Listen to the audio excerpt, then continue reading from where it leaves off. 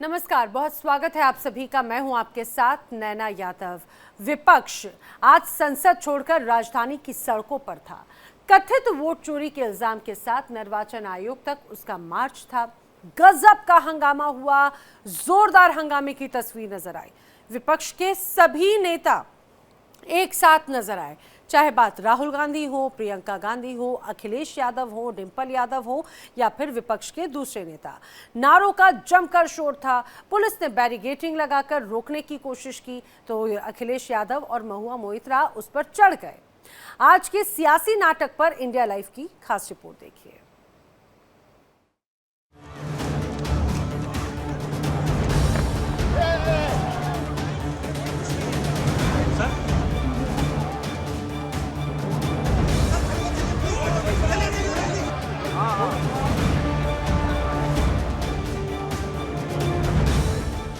संसद की लड़ाई सड़क पर आई।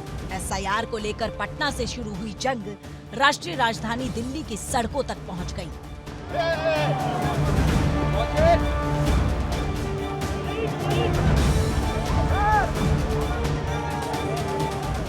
समूचा विपक्ष चुनाव आयोग की ओर लॉन्ग मार्च के मोड में था।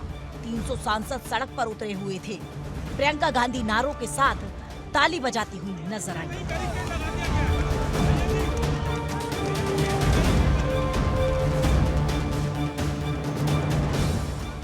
तो समाजवादी पार्टी की डिंपल यादव भी अपनी पार्टी की महिला सांसदों को लीड करती हुई नजर आई।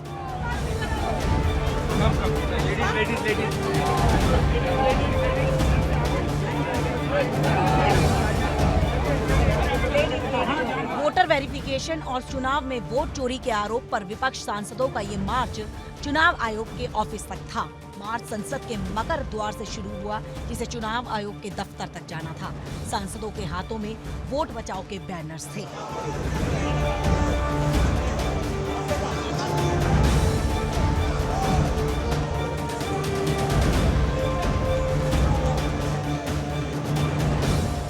दिल्ली पुलिस का कहना था कि इंडिया ब्लॉक ने मार्च के लिए कोई अनुमति नहीं मांगी है, इसलिए इलेक्शन कमीशन जाने से पहले ही मार्च को परिवहन भवन के पास बैरिकेडिंग लगाकर रोक दिया गया।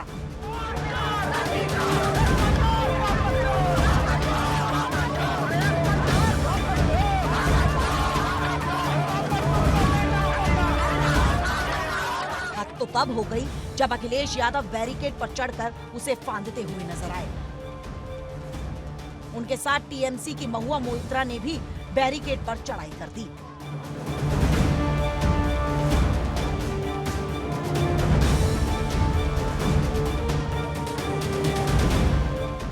वोटर्स वेरिफिकेशन पर शुरू हुई ये जंग राहुल गांधी के वोट चोरी के आरोपों के बाद और गर्मा गई है। जब राहुल गांधी इस मुहिम को लेकर देश भर में हलचल मचाए हुए हैं।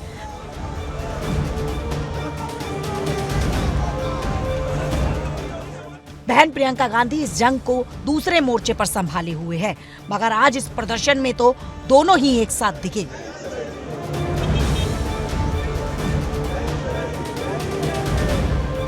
डरे हुए हैं, कायर हैं, सरकार कायर है। डरे हुए हैं, कायर हैं, सरकार कायर है।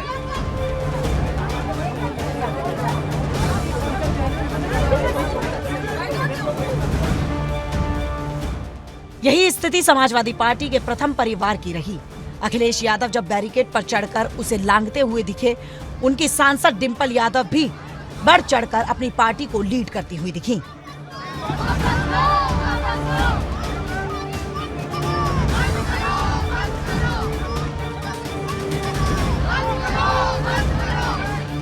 चुनाव आयोग जागे और इस बात को एक्सेप्ट करे कि जिस तरह वोटों की डकैती लगातार हो रही है और जिस तरह सभी उपचुनावों में और चुनावों में भी देखने को मिला है कि ये वोट प्रतिशत जो बड़ा है, कुंदरकी विधानसभा का हम अभी ले रहे हैं कि जहाँ 77% बीजेपी वोट मिल रहा है, तो ये आखिरकार 77% बीजेपी वोट पहुंचा कैसे, ये अपने आप में दर्शाता है कि चुनाव आयोग आंखें मूंद कर बैठा हुआ है।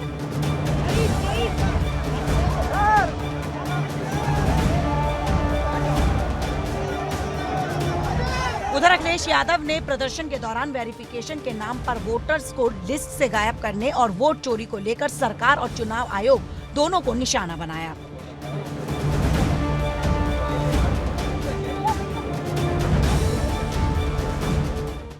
चुनाव आयोग पर पहली बार उंगली नहीं उठ रही है, कई बार उंगली उठी है और विशेषकर उत्तर प्रदेश के चुनाव को लेकर के कई बार समाजवादी पार्टी ने अपनी बात रखी है। पिछली बार जब उपचुनाव था और उपचुनाव में जो धांधली हुई उसको लेकर के भी शिकायत की गई कि किस तरीके से सरकार ने मिलकर के अधिकारियों के सहारे वोट की चोरी नहीं की, वोट की लूट की, डकैती की और जो समाजवादी पार्टी के नेता कार्यकर्ता आते थे उनको फोर्स से रोका जाता था, पुलिस रोकती थी। बूथ के अंदर प्राइवेट ड्रेस में पुलिस वोट डाल रही थी। अधिकारी जात के आधार पर पोस्टिंग पाए थे और उन्हें निर्देश थे कि भारतीय जनता पार्टी को किसी भी परिस्थितियों में आपको जिताना है। हमें उम्मीद है कि कांग्रेस पार्टी उन तमाम अधिकारियों के खिलाफ जिन्होंने वोट चोरी करके वोट चोरी में साथ दिया है उनके खिलाफ कार्रवाई होगी।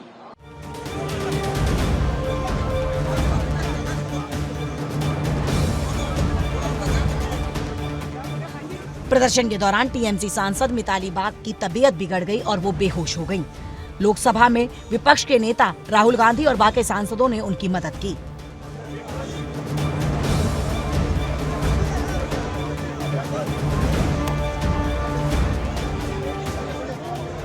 निर्वाचन भवन जाने पर अड़े विपक्षी सांसदों को जब आगे नहीं जाने दिया गया तो वे जमीन पर बैठ गए। आखिरकार पुलिस ने उन्हें हिरासत में ले लिया।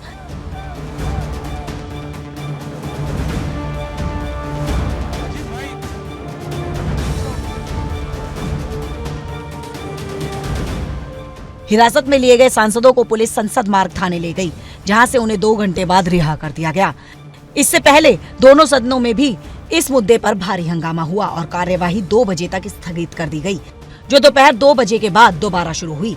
उधर बीजेपी ने बिहार में वोटर लिस्ट के SIR और पूर्व के चुनावों में कथित वोट चोरी के खिलाफ प्रदर्शन को लेकर सोमवार को विपक्षी दलों की आलोचना की और उन पर देश भर में अराजकता पैदा करने की कोशिश करने का आरोप लगाया। केंद्रीय मंत्री धर्मेंद्र प्रधान ने यहां बीजेपी मुख्यालय में संवाददाता सम्मेलन को संबोधित करते हुए कहा कि सत्तारूढ़ और निर्वाचन आयोग के खिलाफ कांग्रेस नेता राहुल गांधी के वोट चोरी के आरोप को झूठ करार दिया। आज एक दुनिया में सिद्ध व्यवस्था बन चुकी है। SIR पहली बार नहीं हो रहा है। हर एक राज्य में राष्ट्रीय स्तर पे चुनाव आयोग की एक नियमित प्रक्रिया है। मतदाता सूची को परिष्कार करने के लिए, व्यवस्थित करने के लिए चुनाव आयोग की आजादी के उपरांत एक निरंतर प्रक्रिया है। कांग्रेस पार्टी पहले EVM के ऊपर झूठ बोलते हैं, कभी महाराष्ट्र की बात उठाते हैं, कभी हरियाणा की बात उठाते हैं। झूठ की वो एक नया पहाड़ बनाते हैं। पिछले विशेष करके 2014, 19 और 24 में और उन दिनों में कांग्रेस पार्टी अनेक राज्यों में निरंतर पराजय के कारण एक बैंकरप्सी की स्थिति में पहुंच चुकी है। कोई स्पष्ट मुद्दा हाथ में नहीं है, कोई नीति नहीं है। एक रिएक्शनरी फोर्स के नाते ये लोग अपने राजनीतिक कार्यकलाप बना रहे हैं।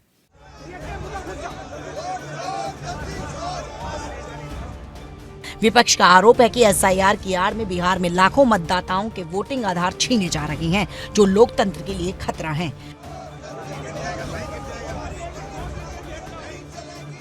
चुनाव आयोग ने 24 जून को वोटर वेरिफिकेशन का नोटिफिकेशन जारी किया। आयोग का ये वोटर वेरिफिकेशन 26 जुलाई तक चला। मकसद अवैध और मृत मतदाताओं को सूची से बाहर करना था। वोटर वेरिफिकेशन के पहले चरण के बाद बिहार में 80% वोटर्स अवैध पाए गए।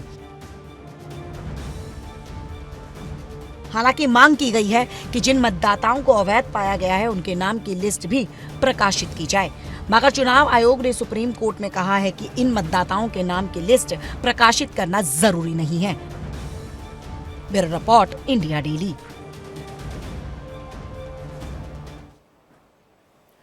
उधर बिहार में वोट की जंग अपने चरम पर है। एक तरफ 65 लाख नाम मतदाता सूची से हटाए जाने का आरोप है, विपक्ष का प्रदर्शन और गिरफ्तारी, तो दूसरी तरफ बिहार के डिप्टी सीएम विजय कुमार सिन्हा खुद ही विवादों में हैं। उनका नाम दो वोटर लिस्ट में, चुनाव आयोग का नोटिस और सियासी पलटवार हुआ। अब सवाल है कि क्या ये सिर्फ प्रशासनिक चूक है या फिर चुनावी साजिश का नया चेहरा।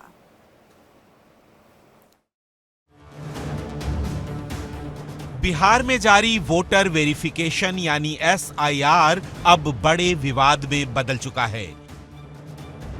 विपक्ष का दावा है कि गरीब, दलित और अल्पसंख्यक वोटर्स को टारगेट कर मतदाता सूची से बाहर किया जा रहा है।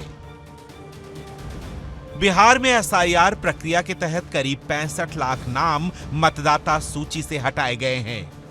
विपक्ष का आरोप है कि जिन इलाकों में कटौती हुई वहां विपक्षी पार्टियों का वोट बैंक ज्यादा था। अब तकरीबन 20 से 30 हजार, और ये जो हम लोगों को जो सूची जो उपलब्ध कराई गई है, ये आप समझिए ये विधानसभा वाइज सूची जो है हम लोगों को उपलब्ध कराया गया, और विधानसभा वाइज यानी हर एक विधानसभा से 20 से 25 से 30 हजार वोटर्स का नाम जो है काटा गया है, यानी तकरीबन 8.5%।